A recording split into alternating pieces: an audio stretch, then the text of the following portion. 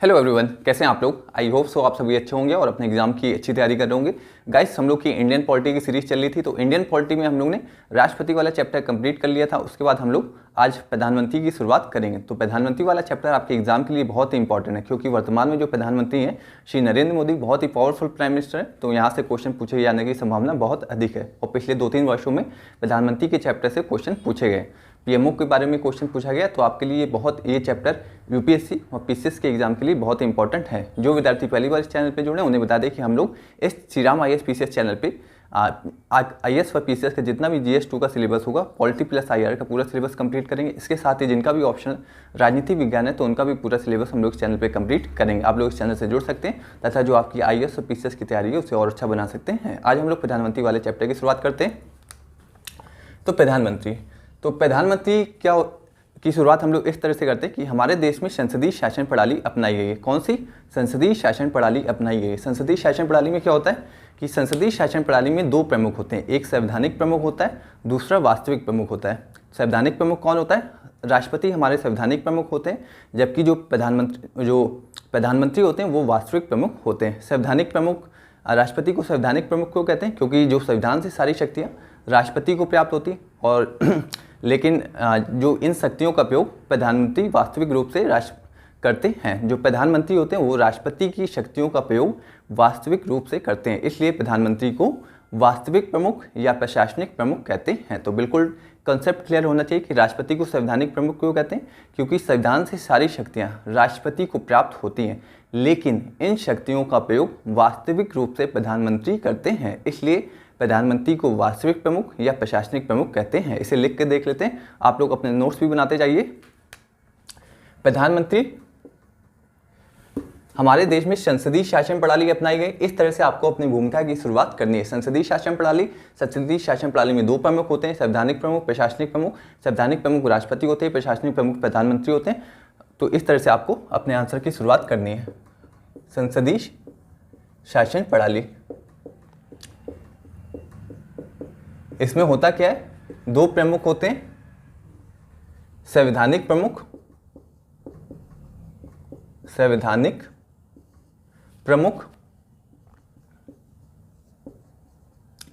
व प्रशासनिक प्रमुख या वास्तविक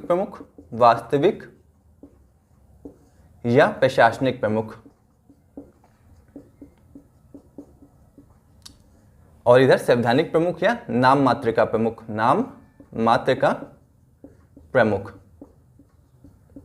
अब संवैधानिक प्रमुख कौन होता है? राष्ट्रपति हमारे संवैधानिक प्रमुख होते हैं, राष्ट्रपति। और इधर वास्तविक प्रमुख कौन होता है? प्रधानमंत्री वास्तविक प्रमुख होते हैं, प्रधानमंत्री। तो इन्हें संवैधानिक प्रमुख क्यों कहते हैं? क्योंकि संविधान से सारी शक्तियां, ये संविधान हो गया, संविधान से सारी शक्तियां राष्ट्रपति को प्राप्त होती हैं, इसलिए राष्ट्रपति को संवैधानिक प्रमुख कहते हैं। जबकि प्रधानमंत्री राष्ट्रपति की शक्तियों का वास्तविक रूप से प्रयोग कौन करता है? प्रधानमंत्री करते हैं, इसलिए प्रधानमंत्री को वास्तविक प्रमुख या प्रशासनिक प्रमुख कहते हैं। जो राष्ट्रपति को शक्तियां प्राप्त होती हैं, इन्हीं शक्तियों का प्रयोग प्रधानमंत्री करते हैं। हमारे संविधान में प्रधानमंत्री के लिए किन्हीं भी प्रकार की शक्तियों का उल्लेख हमारे संविधान में नहीं किया गया है। आपको ये याद रखना है। बड़ी आश्चर्यजनक बात है कि हमारे संविधान में प्रधानमंत्री के लिए शक्तियों का उल्लेख नहीं किया गया है। प्रधानमंत्री राष्ट्रपति की शक्तियों का वास्तविक रूप से प्रयोग करते हैं, जिस कारण प्रधानमंत्री को वास्तविक प्रमुख या प्रशासनिक प्रमुख कहते हैं। बिल्कुल डाउट नहीं होना चाहिए 1% भी। शक्तियों का प्रयोग वास्तविक रूप से करते हैं। शक्तियों का प्रयोग वास्तविक रूप से कौन करता है? प्रधानमंत्री करते हैं, इसलिए प्रधानमंत्री को वास्तविक प्रमुख या प्रशासनिक प्रमुख कहते हैं। तो ये डायग्राम आप लोग नोट डाउन कर लीजिए, बहुत ही इंपॉर्टेंट डायग्राम है। आपको इसी तरह से कोई भी क्वेश्चन यदि प्रधानमंत्री के संदर्भ में पूछा जाता है, तो इस तरह से आपको अपने आंसर की जो आंसर में भूमिका लिखी जाती है, इस तरह से आपको भूमिका की शुरुआत करनी है। इसे नाम मात्र का प्रमुख कहते हैं। और संविधान से सारी शक्तियां राष्ट्रपति को प्राप्त होती हैं, इसलिए राष्ट्रपति को संवैधानिक प्रमुख, जबकि प्रधानमंत्री इन्हीं शक्तियों का प्रयोग वास्तविक रूप से करते हैं, जिस कारण प्रधानमंत्री को वास्तविक प्रमुख या प्रशासनिक प्रमुख कहते हैं। बिल्कुल डाउट क्लियर होगा। यदि आपको कहीं भी दिक्कत होती तो आप लोग कमेंट करके पूछ सकते हैं। इसके बाद हम लोग देखते हैं कि प्रधानमंत्री की नियुक्ति कैसे होती है।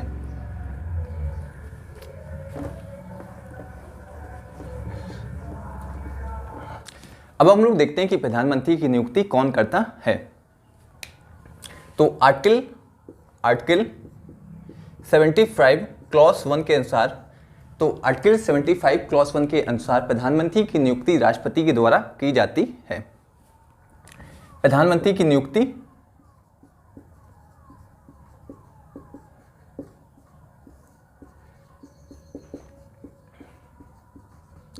राष्ट्रपति के द्वारा की जाती है।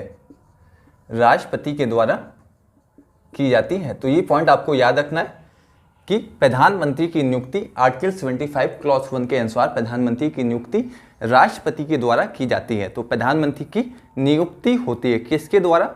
राष्ट्रपति के द्वारा प्रधानमंत्री की नियुक्ति होती है। यहाँ से क्वेश्चन आपसे पूछा जा सकता है कि प्रधानमंत्री का चयन होता है, प्रधानमंत्री का निर्वाचन होता है, प्रधानमंत्री की नियुक्ति होती है। तो आपको किस आंसर पे टिक करना है? प्रधानमंत्री की नियुक्ति होती किसके द्वारा होती? राष्ट्रपति के द्वारा प्रधानमंत्री की नियुक्ति होती है।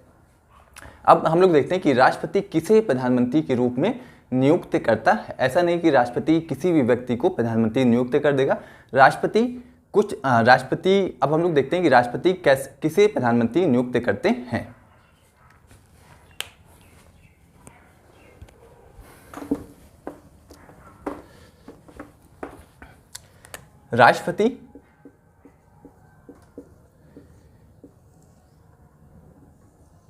राष्ट्रपति लोकसभा चुनाव के बाद लोकसभा में बहुमत प्राप्त दल के जो सदस्य होते हैं वो जिन्हें अपना नेता चुनते हैं उस नेता को राष्ट्रपति के द्वारा प्रधानमंत्री के रूप में नियुक्त किया जाता है। लोकसभा चुनाव के बाद लोकसभा में बहुमत प्राप्त दल के सदस्य जिसे अपना नेता चुनते हैं उस नेता को राष्ट्रपति के द्वारा प्रधानमंत्री के रूप में नियुक्त किया जाता है। लोकसभा चुनाव के बाद लोकसभा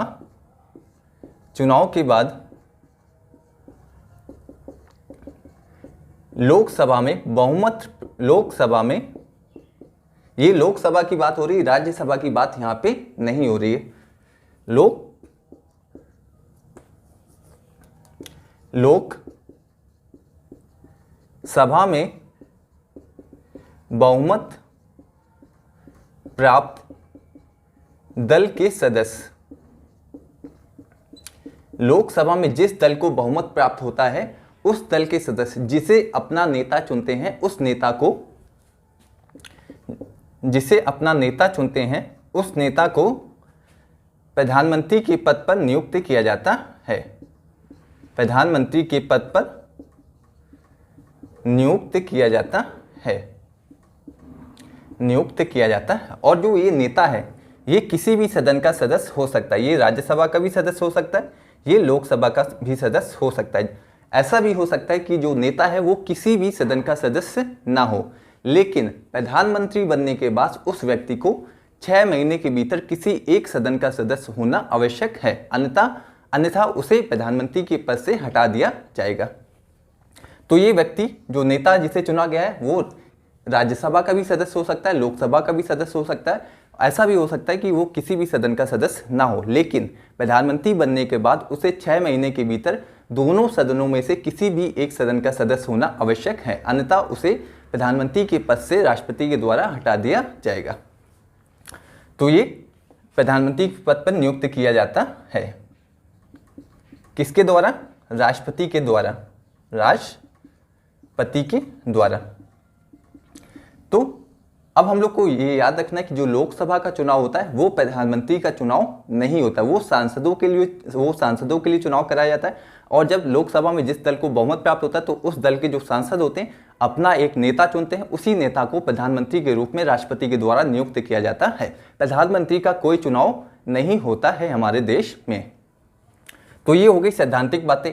यदि किसी दल को, मान लीजिए कि लोकसभा के चुनाव में किसी दल को बहुमत प्राप्त नहीं होता, उस स्थिति में क्या होगा कि गठबंधन बनता है, गठबंधन दल के जो सदस्य होते हैं वो जिसे अपना नेता चुनेंगे उस नेता को प्रधानमंत्री के पद पर नियुक्त किया जाता है।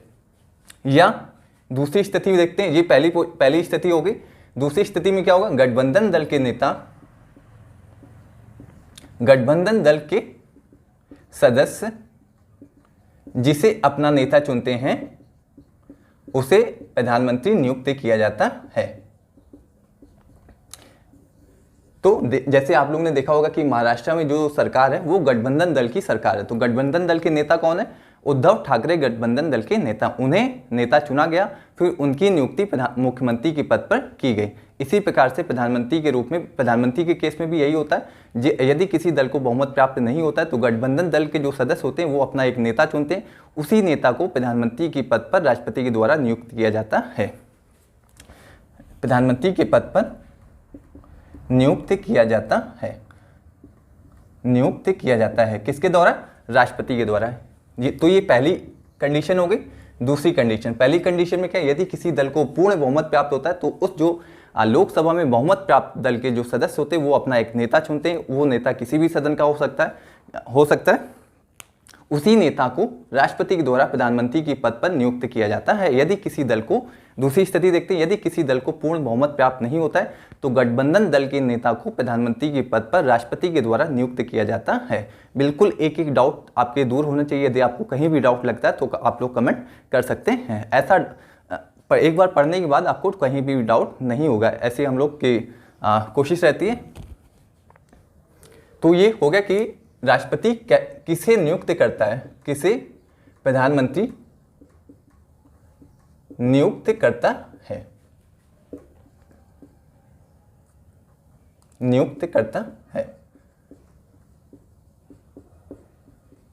तो दो कंडीशन हो गई, पहला दूसरा, इसे आप लोग नोट डाउन कर लीजिए। इसी तरह से आपको अपने शॉर्ट नोट्स बनाने सो दैट आपको रिवाइज करने में किसी भी प्रकार की कोई दिक्कत ना हो।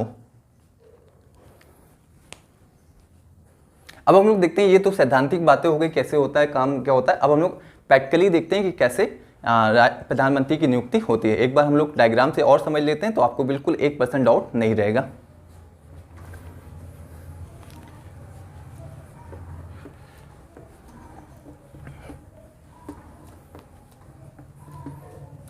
तो जैसे ये लोकसभा का चुनाव हुआ, लोकसभा का चुनाव होता है,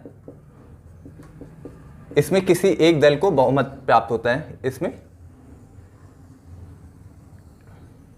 इसमें किसी एक दल को पूर्ण बहुमत प्राप्त होता है। ये हो गए पूर्ण बहुमत प्राप्त दल के सदस्य। तो ये सदस्य क्या करेंगे, अपना एक नेता चुन लेंगे, और ये नेता किसी भी सदन का हो सकता है। ये राज्यसभा का हो सकता है और ये लोकसभा का भी हो सकता है। जैसे नरेंद्र मोदी लोकसभा के सदस्य हैं, जबकि मनमोहन सिंह राज्यसभा के सदस्य थे। मनमोहन सिंह राज्यसभा के सदस्य थे आरएस के, जबकि नरेंद्र मोदी लोकसभा के सदस्य थे। तो इस नेता को राष्ट्रपति के द्वारा पीएम के पद पर नियुक्त किया जाएगा। यदि ये नेता किसी भी सदन का सदस्य नहीं है तो 6 महीने के भीतर उसे राज्यसभा या लोकसभा में से किसी एक सदन का सदस्य होना आवश्यक है, अन्यथा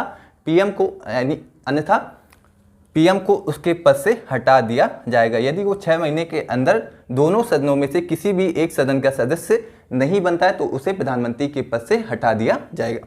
ये हो गया पूर्ण बहुमत प्राप्त दल के सदस्य, पूर्ण बहुमत प्राप्त दल के सदस्य। तो वर्तमान में इन्होंने किसी नेता चुना है, जो वर्तमान में नेता कौन है, वर्तमान में नेता नरेंद्र मोदी हैं, नरेंद्र मोदी। तो लोकसभा के नेता कौन है, नरेंद्र मोदी वर्तमान में लोकसभा के नेता हैं। जो प्रधानमंत्री होता है वो लोकसभा का नेता होता है। क्यों? क्योंकि जो लोकसभा में सांसद होते, पूर्ण बहुमत प्राप्त दल के सांसद होते हैं, वो प्रधानमंत्री को सदन के नेता के रूप में चुनते हैं। तो बिल्कुल डाउट आपका दूर हो गया होगा कि प्रधानमंत्री की नियुक्ति कैसे होती है। जो पूर्ण बहुमत प्राप्त दल के सांसद होते हैं, वो एक व्यक्ति को अपना नेता चुनते हैं, उसी नेता को प्रधानमंत्री के रूप में राष्ट्रपति के द्वारा नियुक्त किया जाता है। वर्तमान में नेता कौन चुना गया है, वर्तमान में नेता प्रधानमंत्री मोदी हैं। ये सांसद सभी हो गए पूर्ण बहुमत प्राप्त दल के सांसद। तो आपको ये बात यहाँ से हम लोग क्या निष्कर्ष निकाल सकते हैं कि पहला निष्कर्ष,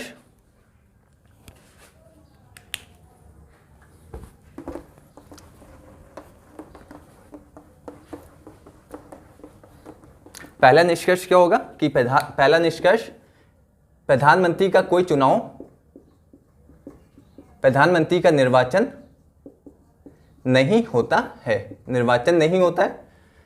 दूसरा, प्रधानमंत्री की नियुक्ति होती है, प्रधानमंत्री की नियुक्ति होती है। तो ये पॉइंट आपके लिए इंपॉर्टेंट है, प्रधानमंत्री की नियुक्ति होती है। और तीसरा पॉइंट, प्रधानमंत्री किसी भी सदन का सदस्य हो सकता है, चाहे वो राज्यसभा का सदस्य हो, चाहे वो लोकसभा का सदस्य हो। प्रधानमंत्री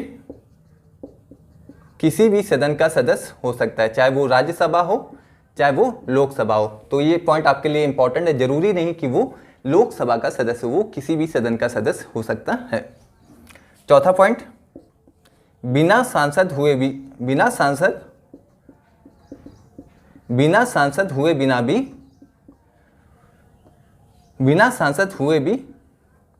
पीएम बना जा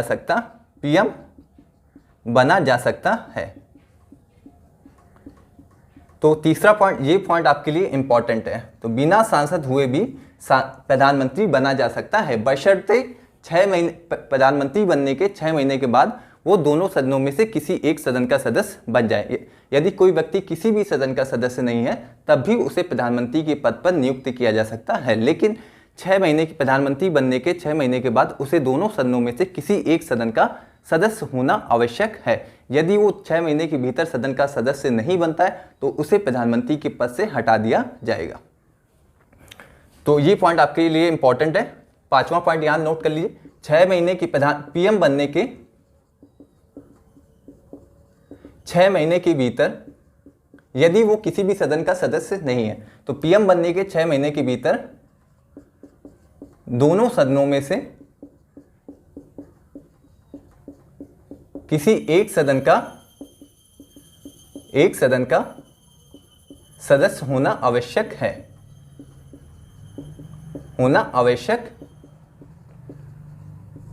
अन्यथा उसे पीएम के पद से हटा दिया जाएगा।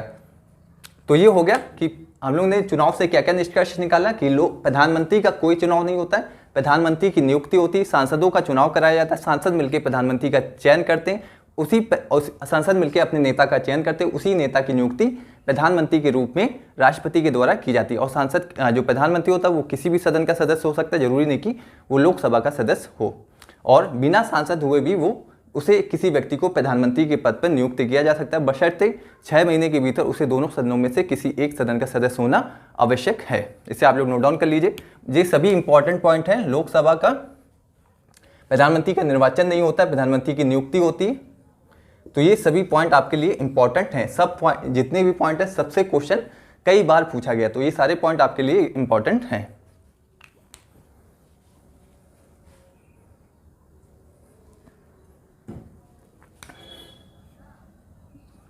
किसी भी सदन का सदस्य हो सकता है, किसी भी सदन का सदस्य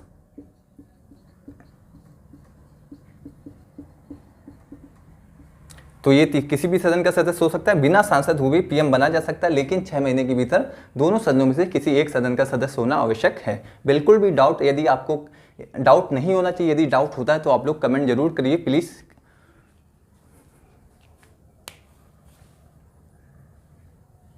अब हम लोग देखते हैं कि प्रधानमंत्री को शपथ कौन दिलवाता है, प्रधानमंत्री किसकी शपथ लेते हैं, प्रधानमंत्री की, ऐसे आप लोग नोट डाउन कर लीजिए।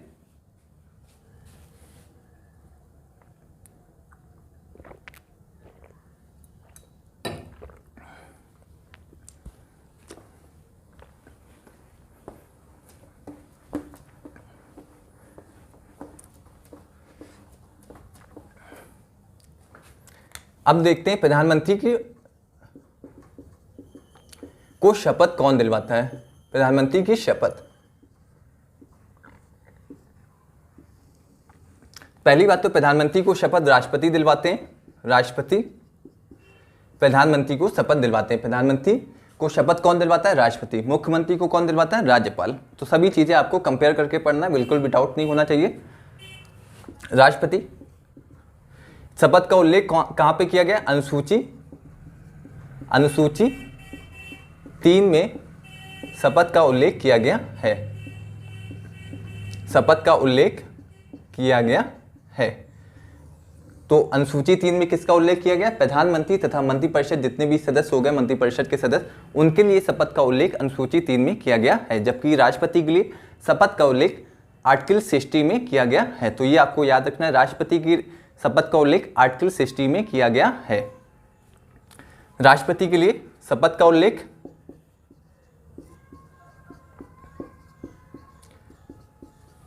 आर्टिकल 60 में किया गया है। तो ये पॉइंट इंपॉर्टेंट, राष्ट्रपति की शपथ का उल्लेख अनुसूची 3 में नहीं किया गया है। और ये कौन सी शपथ लेते हैं? प्रधानमंत्री कौन सी शपथ लेते हैं? संविधान के प्रति आस्था व निष्ठा की शपथ हमारे प्रधानमंत्री लेते हैं। संविधान के प्रति आस्था व संविधान के प्रति निष्ठा। संविधान के प्रति आस्था, निष्ठा, राष्ट्र की एकता व अखंडता बनाए रखना।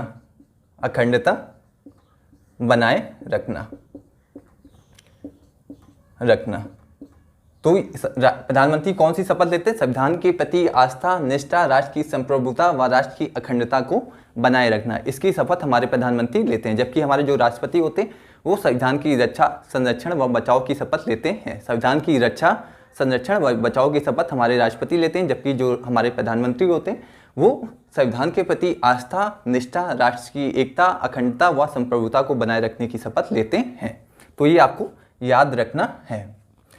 और इनकी शपथ का उल्लेख कहाँ पे है? आर्टिकल 60 में राष्ट्रपति की शपथ का उल्लेख है और अनुसूची 3 में प्रधानमंत्री तथा मंत्रिपरिषद की शपथ का उल्लेख अनुसूची 3 में किया गया है। कभी कभी आपसे होता है क्या कि जो पीसीएस के क्वेश्चन होते हैं उसमें आपको मैचिंग करा के पूछ लिया जाता है, अनुसूची 1, अनुसूची 2, अनुसूची 3, अनुसूची 4। तो इस तरह के क्वेश्चन आपके पीसीएस के एग्जाम में पूछे जा सकते हैं। तो अनुसूची 3 क्या होता है? इसमें शपथ का उल्लेख है। और जो अनुसूची 4, इसमें क्या उल्लेख है? राज्यसभा की सीटों का आवंटन की जानकारी कहाँ मिलती है? अनुसूची 4 में राज्यसभा की सीटों के बारे में जानकारी मिलती है। इस तरह से आपसे मैचिंग के क्वेश्चन पूछे जा सकते हैं। और जो प्रधानमंत्री होते हैं वो पद एवं गोपनीयता की शपथ लेते हैं। गोपनीयता की शपथ लेते हैं। तो एक तो वो प्रधानमंत्री पद की शपथ लेते हैं तथा एक गोपनीयता की शपथ लेते हैं कि वो जो उनके पास जानकारी होगी वो किसी को संप्रेषित नहीं करेंगे, वो किसी को बताएंगे नहीं। और एक तो प्रधानमंत्री पद की शपथ होगी और एक शपथ और लेते हैं गोपनीयता की, कि इसका मतलब ये कि जो भी उनके पास जानकारी होगी वो किसी को उसके बारे में सूचित नहीं करेंगे। वो जो उनके पास सूचना होगी वो उसे अपने पास रखेंगे, इसकी जानकारी वो किसी को भी नहीं देंगे। तो पद एवं गोपनीयता की शपथ लेते हैं। तो ये हो गए प्रधानमंत्री की शपथ के बारे में हम लोग जानकारी पे। आपकी शपथ कौन दिलवाता है? राष्ट्रपति शपथ दिलवाते हैं। अनुसूची 3 में शपथ का उल्लेख है। संविधान के प्रति आस्था, निष्ठा, राष्ट्रीय एकता, अखंडता बनाए रखना, इसकी शपथ लेते हैं। पद एवं गोपनीयता की शपथ लेते हैं। और अनुसूची 3 में प्रधानमंत्री तथा मंत्रिपरिषद की शपथ का उल्लेख किया गया है। तो ये हम लोग का प्रधानमंत्री का भाग 1 कंप्लीट हो गया।